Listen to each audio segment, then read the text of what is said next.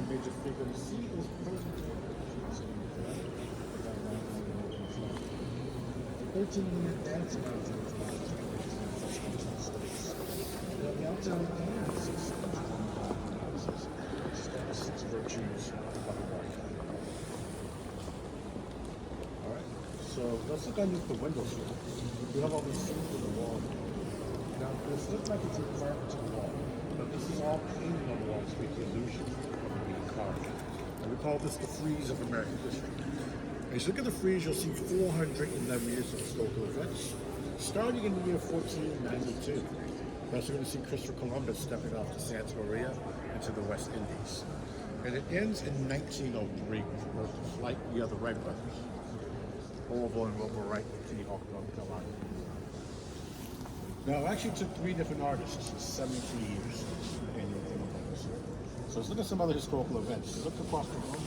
You see those men digging the boxes. It's a California gold rush. Right to the front. So the right of them, Jeanette Chapin.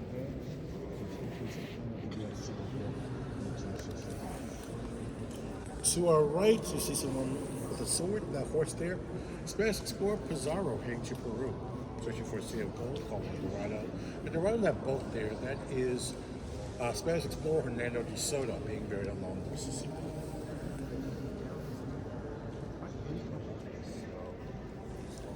Alright, so let's talk about what else we do in this room here. You can kind of think of the rotunda like a ceremonial multi-purpose center for Congress.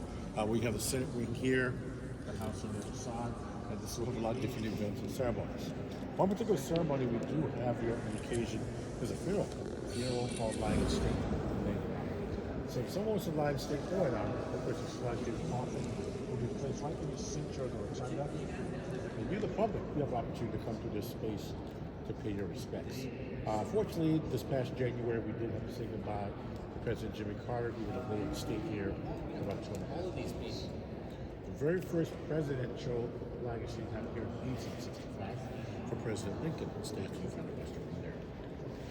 Now, the other things we do here, we have statue unveilings here at different dedications.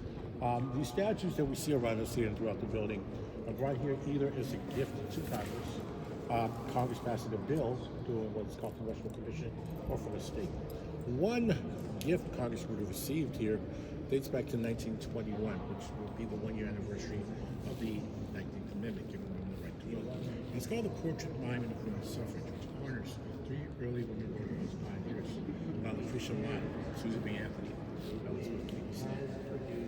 Commissioned by Congress in 1866, we have a statue of President Lincoln over there. Special proclamation. And then in 1986, they commissioned the bus over there, up to right here, Reverend Dr. Martin Luther King. And then the state statues include behind us here, President Ronald Reagan, representing the state of California, Kansas, President Dwight Eisenhower, Virginia, California, President George Washington, Missouri, and President George Truman.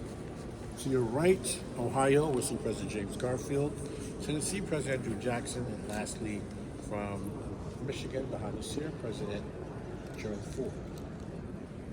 All right, any questions? All right.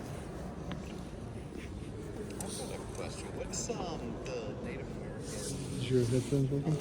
Huh? Is your headphones working?